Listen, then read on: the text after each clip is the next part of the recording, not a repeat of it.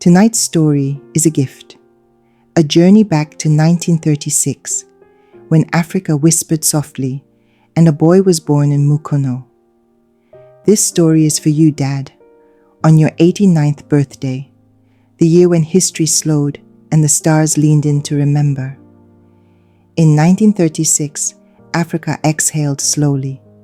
The sky hung heavy like a quiet breath. The land was waiting, but no one knew exactly what for. Up north, in Ethiopia, an emperor prepared to leave his throne.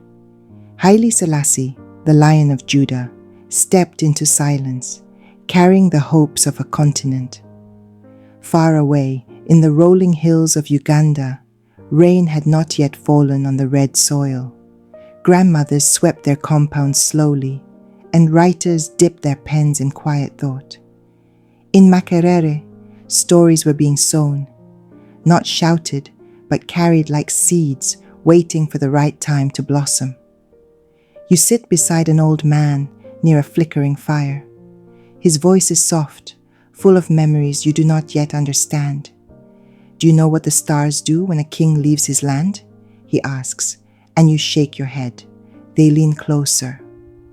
He says, not to mourn, but to remember. The wind carries stories. Some are loud, some are whispers. But Africa, your Africa, answers with silence. Silence is not nothing. It is the drum beneath the earth, the lion waiting without showing claws. They say 1936 gave the world many things. The first BBC television broadcast, the Berlin Olympics, and a continent's quiet breath. But it also gave the world you, Dad.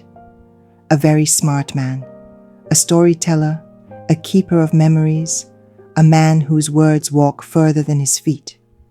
At 89 years young, you've written more stories than time can hold.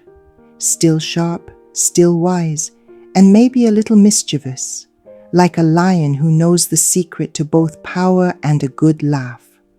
So tonight, as the rain falls softly and the stars watch over you and the fire sleeps, let us take a moment to honor the very real, very remarkable man who was born in that quiet, powerful year. 1936, a year when radios were still furniture, letters took weeks to arrive, and shoes were polished with care, not just worn. A year when the world seemed to pause, just long enough to welcome you in.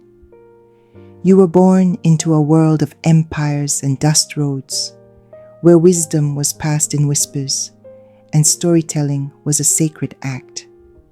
And now, nearly 9 decades later, you're still writing, still remembering, still teaching us all how to hold on to the past with grace and a twinkle in your eye. They say 1936 gave the world a few things.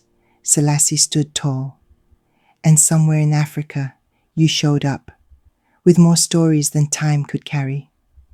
So tonight, Dad, may your dreams be calm, your laughter deep, and your memories as golden as your years. Happy 89th birthday. You are deeply loved, and your story will always matter.